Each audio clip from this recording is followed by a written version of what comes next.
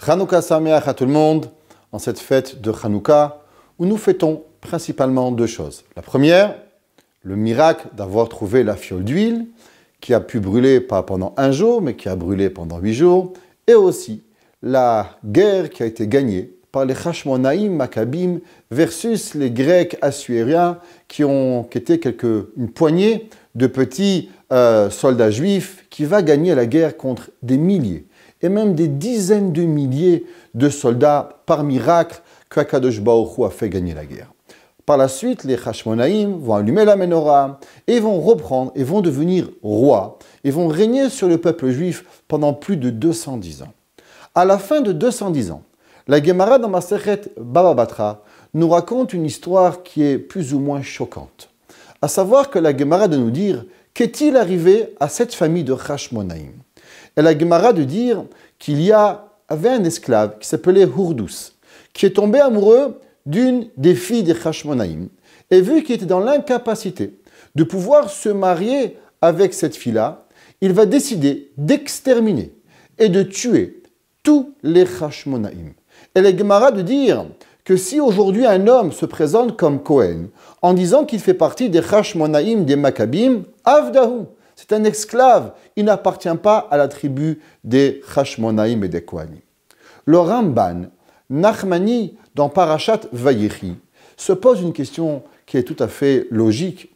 Comment se fait-il que des tzadikim, que Akadosh Baruch Hu a aidé lui-même par miracle de gagner cette guerre et de pouvoir reprendre le pouvoir et de ramener le royaume dans le peuple juif pendant plus de 200 ans, vont-ils avoir une fin aussi tragique, de tous mourir, où il ne va pas y avoir pas même un de la famille des Hashmonaïm qu'il va rester vivant. Le Ramban explique et nous dit que parmi les brachot que Yaakov Avinu a donné à ses enfants, Reuven, Shimon, Lévi, Yehuda, les 12 tribus, quand il est arrivé à Yehuda, il lui a dit Lo yasur shevet mi Yehuda ou mi chokek mi ben raglav, que le bâton ne va pas partir de Yehuda. Rachamim nous explique que veut dire le bâton. Veut dire le droit de devenir roi, le droit de diriger le peuple juif. Ce droit appartiendra à Yehuda, depuis David Amelech jusqu'à tous les Chachamim, les Nessiim, à part la période des Hashmonaïm, les rois ont toujours été de la tribu de Yehuda. Vu que les Hashmonaïm ont transgressé la demande de Yaakov Avinu de prendre et de laisser le royaume à Yehuda et de le prendre à la famille des Lévi'im, c'est pour ça qu'ils vont être condamnés à mort du premier au dernier. Et la question, elle est encore plus grande, à savoir qu'on sait que dans la Torah, il y a certaines mitzvot où on est coupable, autant que le Beth Amikdash était existant, de malkout, 39 coups de bâton. Certaines avérotes, même plus graves, de peine de mort. D'autres avérotes, juste tchouva, de faire pardon. Par exemple, une mitzvah assez, une mitzvah positive. Nous ne sommes pas coupables ni de lacération, ni de mort. Akadosh Baruch Hu demande de ne pas faire cette mitzvah. Comment se fait-il qu'une demande de Yaakov Avinu, qui n'est écrit nulle part, que si on va à l'encontre de cette demande, nous serons coupables de mort? Comment se fait-il que les Hashmonaïm vont-ils tous être coupables de mort, vu qu'ils n'ont pas respecté la volonté de Yaakov Avinu? Dans Parashat Beha'alotra, qui est juste suivi après Parashat Nasso, Rashi pose une question au nom du Midrash. Et il dit comment se fait-il que juste après qu'on parle des 12 sacrifices qui ont été apportés chaque jour par un des princes de chaque tribu, nous avons la mitzvah d'allumer la menorah, Beha'alotra et anerot ya'iru shiva pnei menorah. Et Rashi nous rapporte un midrash en disant que Aaron à Cohen, quand il a vu que les 12 princes du peuple juif avaient apporté un korban d'inauguration au temple et que lui n'avait pas été invité à apporter ce korban, ce sacrifice pour l'inauguration du Mishkan, il s'est dit sûrement que Akadosh Baruch Hu m'en veut encore. Vu que j'ai participé à la Avera du Vaudor, vu que j'ai ramassé l'argent, c'est vrai que je ne voulais pas faire la Avera, mais il en reste qu'à cause de moi, vu de mes actes, le Vaudor est arrivé. C'est sûrement pour ça que Akadosh Baruch Hu m'a puni de ne pas participer à l'inauguration du Mishkan.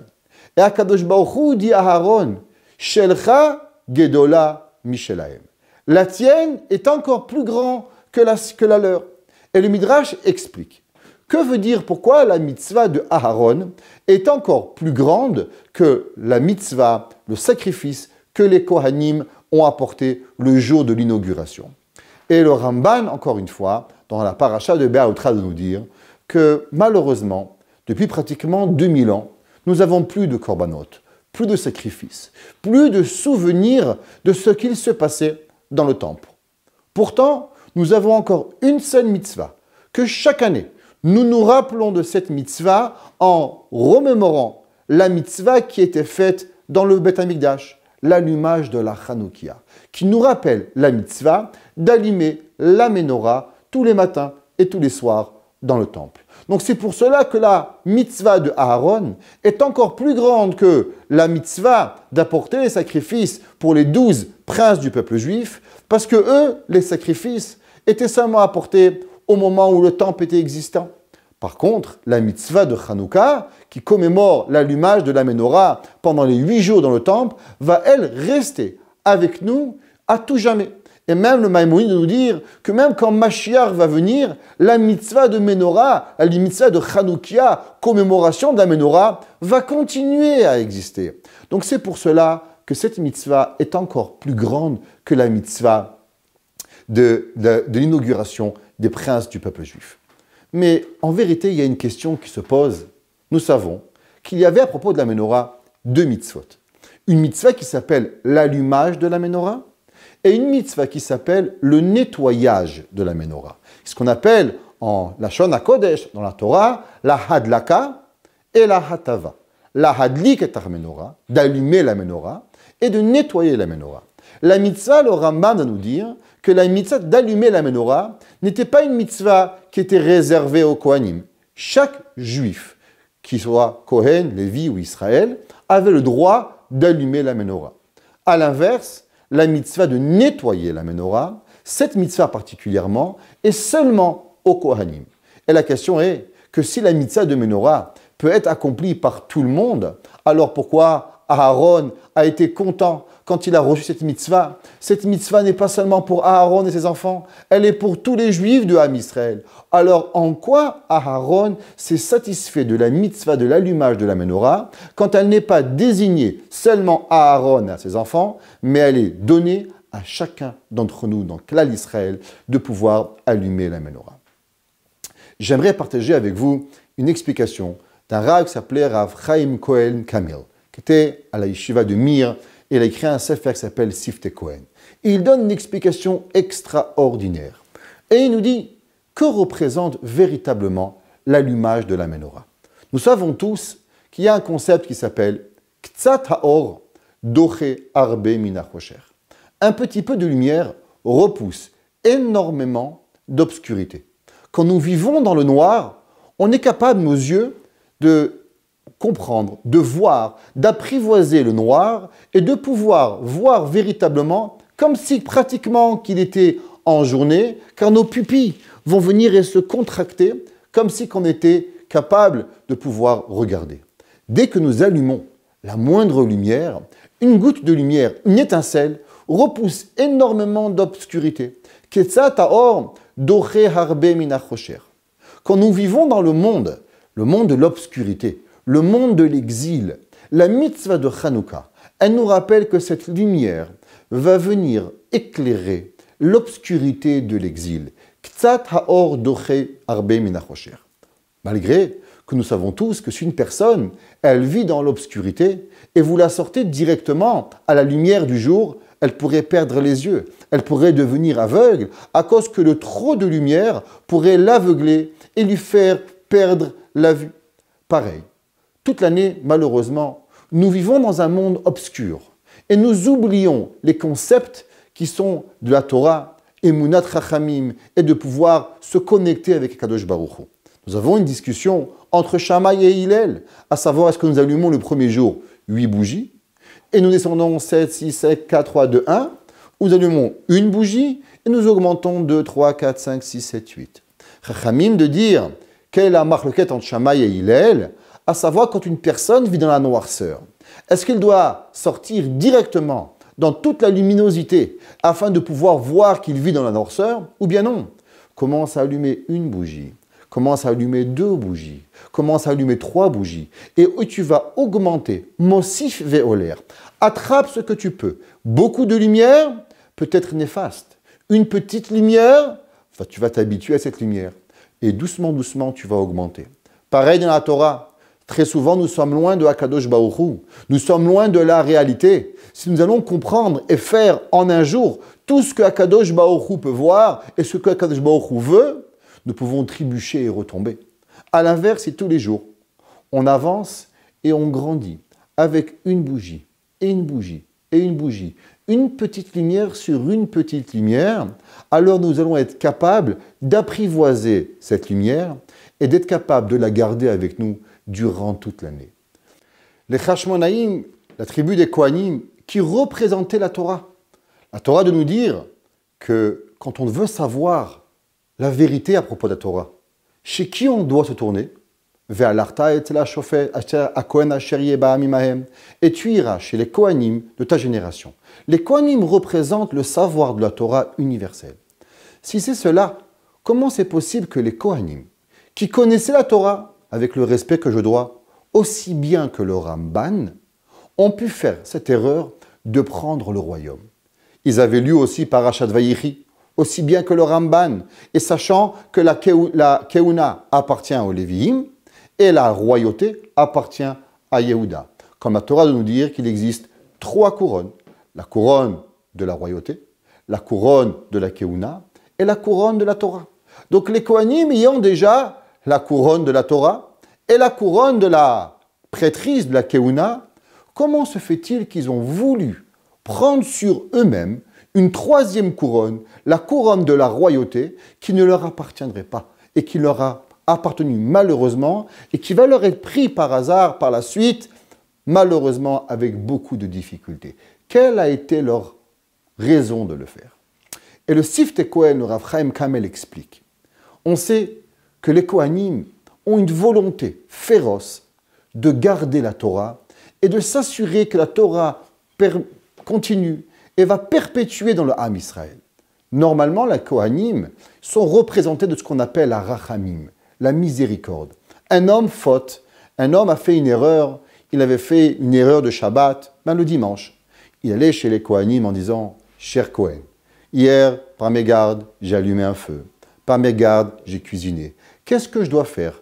Quel sacrifice j'amène? Est-ce que j'amène un korban khatat, un korban hacham, un korban ola ?» Et le Kohen, avec sa gentillesse, expliquait à la nation juive comment faire pour se rapprocher de Hakadosh Baruch Hu.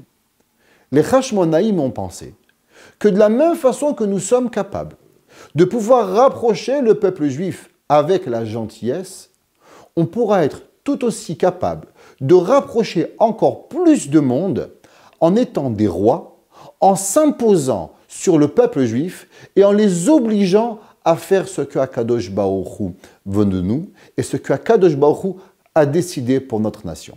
Et le Siftei Kohen de dire, c'est exactement l'erreur que les Kohanim ont fait. Hakadosh Baruch Hu demande que la Torah ne soit pas imposée à l'homme par un autre homme. La Torah, elle est imposée de nous-mêmes vers Hakadosh Baruch Hu. Malgré que Hakadosh Baruch Hu lui-même, il a demandé au Ham Israël au moment de Naaseh Venishma, il nous a mis la montagne sur la tête et il nous a dit Kafa alehem har kigigit, en mettant la montagne sur nous, de dire ou vous prenez la Torah, ou bien où vous serez, vous finirez par périr. Mais il en reste que les mitzvot de Hakadosh Baruch Hu, pour qu'elles puissent vivre dans l'éternité, elles doivent être une décision personnelle. Chacun de nous doit vouloir véritablement faire les mitzvot. Si on nous oblige à faire les mitzvot, on pourra les faire. Mais le résultat de ces mitzvot sera seulement par yira, seulement par crainte. Il manquera une épice, quelque chose d'extraordinaire qui s'appellera la ahava, l'amour de Hakadosh Baruch Hu. En étant un roi, on impose obligatoirement sur quelqu'un et cette imposition, elle nous enlève à chacun de nous la possibilité de servir véritablement l'amour avec Akadosh Baruch Hu. Et dans sa première explication, le Siftei Kohen nous dit que si les Hashmonaïm ont été punis, ça n'est uniquement à cause qu'ils ont voulu s'imposer et imposer au peuple juif la Torah d'une façon de Yira sans avoir une façon de Ahava. Chaque jour de nous, chacun de nous, à différents moments, nous vivons des choses différentes. Si nous vivons qu'à travers la peur, alors la peur, elle commence par le temps par s'effriter. À l'inverse, si on sert avec amour, l'amour pour rester à tout jamais. Un homme a peur de sa femme, une femme a peur de son mari, ou un homme et une femme restent en couple parce qu'ils ont l'amour l'un contre l'autre. Akadosh Baruch Hu demande « Ve'ahavta et Hashem Elokecha » et tu aimeras ton Dieu. Malgré qu'il y a aussi une mitzvah de craindre Akadosh Baruch Hu, mais cette mitzvah, elle est que nous-mêmes, nous mettons sur nous la crainte, mais pas qu'on nous impose la crainte de Hakadosh Baruch Hu, parce qu'automatiquement, ça n'est plus la crainte de Dieu, mais c'est la crainte de l'homme sur nous versus Dieu, et ça n'est pas véritablement ce qu'Hakadosh Baruch Hu veut de nous. Mais en deuxième explication, le Siftei Kohen dit quelque chose d'extraordinaire. Et s'il n'avait pas dit, je ne pense pas qu'il nous serait même possible de dire cette explication. Il ramène un midrash dans Pirkei des Rabbi Eliezer 41. Rabbi Elazar ben Urkenoz ramène dans son midrash une histoire extraordinaire. Imaginez-vous, Rabbi Shimon Bar Yochai, qui a été le plus grand des maîtres de tous les maîtres, qui va connaître la Torah dans sa plus grande profondeur. Il va s'enfermer avec son fils Rabbi Elazar pendant 13 ans. Il va apprendre la Torah avec Eliyahu Hanavi. Il va réussir à composer et à écrire le Zohar, les plus grands secrets de la Torah. Il va même être exempté de prier, la Gemara de nous dire. Pourquoi? Parce que Torato Umanuto. La Torah était toute sa vie à Rabbi Shimon. Et d'après certains, même le Kriyat Shema, Rabbi Shimon Bar Yochai, était exempté à cause que Torato Umanuto. Un jour, Rabbi Shimon Bar Yochai décide de vouloir faire une mitzvah. Et il dit, j'ai étudié et réétudié, et toute ma vie est passée dans l'étude. Mais aujourd'hui, j'aimerais accomplir une mitzvah. Et Rabbi Shimon se dit, quelle plus belle mitzvah que je pourrais accomplir, qui serait vraiment une mitzvah extraordinaire. Et là, il lui vient une idée, en se disant que Akadosh Baruch Hu dans la Torah a accompli une mitzvah. Bikur Cholim. Au moment où Avraham Avinu s'est fait la Brit Mila, la seule mitzvah que nous voyons que Akadosh Baruch Hu a fait véritablement, il est venu l'évaquer et acholé. Il est venu rendre visite aux malades. Alors Rabbi Shimon Bar Yochai se dit, moi aussi, maintenant que je vais faire une mitzvah, j'aimerais aller visiter un malade. Et il voit un homme, malade, les bras, les pieds, fiévreux, incapable de pouvoir même bouger. Et Rabbi Shimon Bar Yochai vient voir cet homme, cuisine cet homme, lui prépare à manger, va lui hacher le manger, va lui préparer de façon à ce que ce malade soit capable de prendre quelques gouttes, quelques graines de son manger dans sa bouche. Et au moment où Rabbi Shimon ben Yochai, doucement, vient nourrir ce malade, le malade ouvre les yeux et il regarde Rabbi Shimon ben Yochai et il lui dit, tu sais quoi Rabbi Shimon ben Yochai? Eh bien, tous les maux que j'ai, je les souhaite qu'ils tombent sur ta tête. Et là, Rabbi Shimon ben Yochai n'a pas de s'énerver et de dire, mais quoi? Je t'ai nourri, je m'occupe de toi, je viens te voir. Il lui dit, eh bien, tu as raison, c'est sûrement une punition de Hakadosh Baruch Hu à cause que j'ai moins étudié. Nous comprenons une seconde cette histoire. Je viens faire du bien. Je viens m'occuper d'une personne malade, mourante. Je lui donne la vie. Et la seule chose qu'il a à me dire, c'est de me maudire. Après tout, ce serait fou. Et Rabbi Shimon ben Yochai, que même pas il s'énerve avec lui, et qui lui dit sûrement, c'est la volonté de Hakadosh Baruch Hu. Rav Chaim Cohen explique. Dans la vie, il y a deux façons de guérir les malades.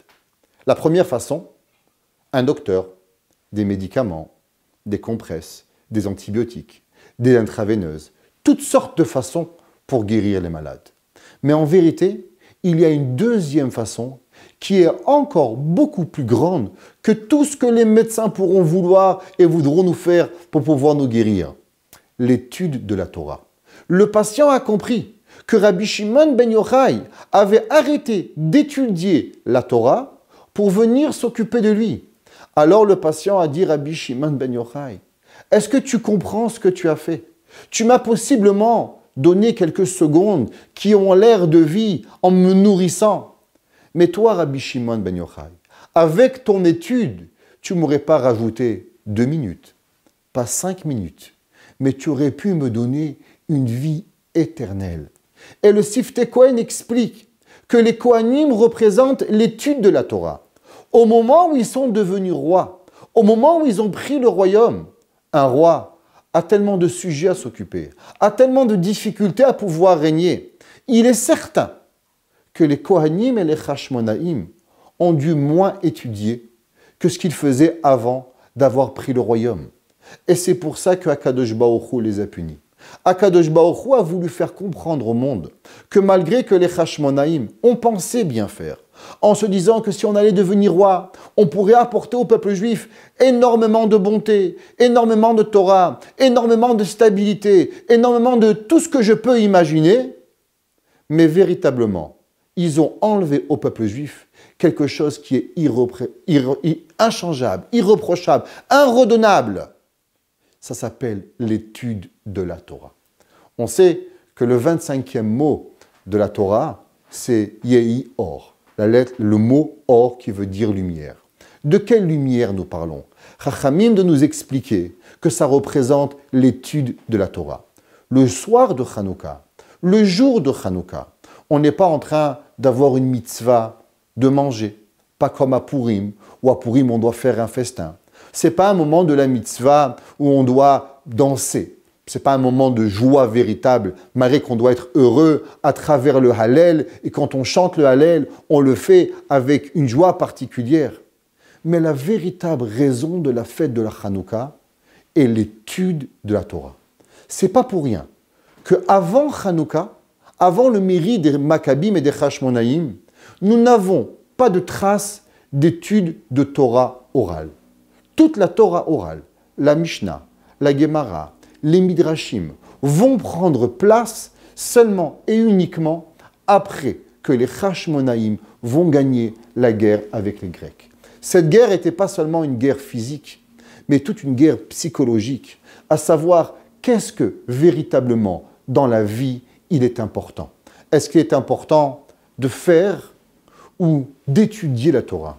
À savoir, comme la marquette de Beth Shammai et Beth Hillel, est-ce que l'étude est plus importante ou l'action est plus importante? Et la Torah et la Gemara de nous expliquer Gedola limud la Torah. L'étude de la Torah est plus forte chez Mevi'a l'idée Maaseh. Parce que quand on étudie, alors on peut véritablement accomplir la Torah d'une différente façon.